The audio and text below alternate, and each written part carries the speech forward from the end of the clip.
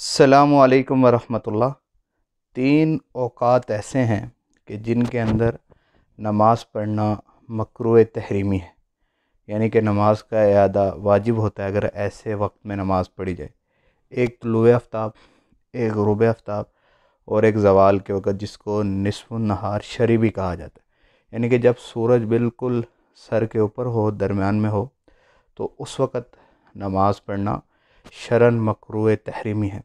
البتہ غروب آفتاب کے وقت کسی نے عصر کی نماز شروع کی اور پڑھتے پڑھتے اگر سورج غروب ہو گیا تو نماز ہو جائے گی، لیکن مکروہ ہوگی، اس کی وجہ سے اس کو گناہ ہوگا۔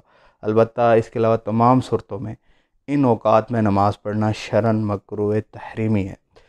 دو اوقات اس کے علاوہ ایسے بھی ہیں جن میں نوافل پڑھنا ممنوع ہے، ایک عصر کے بعد اور ایک فجر کے بعد۔ یہ جو اوقات ہم نے آپ کے سامنے بیان فرمائے ہیں، ان اوقات کے اندر نماز پڑھنا اس وجہ سے ممنوع ہے کہ احادیث شریفہ میں ممانعت آئی ہے کہ ان اوقات میں نماز نہیں پڑھنی چاہیے۔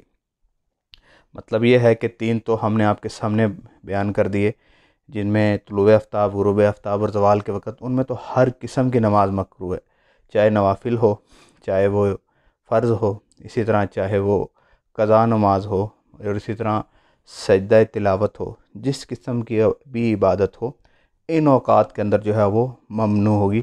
نوافل کے بارے میں آپ کو بتا دیا کہ وہ عصر کے بعد اور فجر کے بعد پڑھنا وہ بھی مکروہ تحریمی ہے۔ البتہ عصر اور فجر کے بعد یہ ہے کہ آپ سجدہ تلاوت کر سکتے ہیں۔ نوافل کے علاوہ جو دیگر عبادات ہیں وہ آپ عصر اور فجر کے بعد کر سکتے ہیں۔ احادیث شریفہ میں ان کی ایک حکمت یہ بھی بیان فرمائی ہے، ان تو تین اوقات میں جو نماز ممنوع ہے، کہ یہ جو اہل پرستش ہیں، جو آگ کی پوجا کرتے ہیں، یہ ان کی عبادت کا ٹائم ہے۔ اس کے بارے میں فقہاء نے یہ بھی لکھا ہے کہ اگر موجودہ دور میں ان کے اوقات تبدیل ہو جاتے ہیں اور اوقات میں اگر وہ عبادت کرتے ہیں، آیا پھر ان وقت میں نماز پڑھنا جائز ہوگی؟ تو پھر بھی جائز نہیں ہوگی، کیونکہ ایک چیز پر جب نص آ جائے، نص سے یعنی کہ احادیث شریفہ سے جب اس میں ممانعت آ جائے تو اس میں کسی قسم کی تبدیلی نہیں ہوتی۔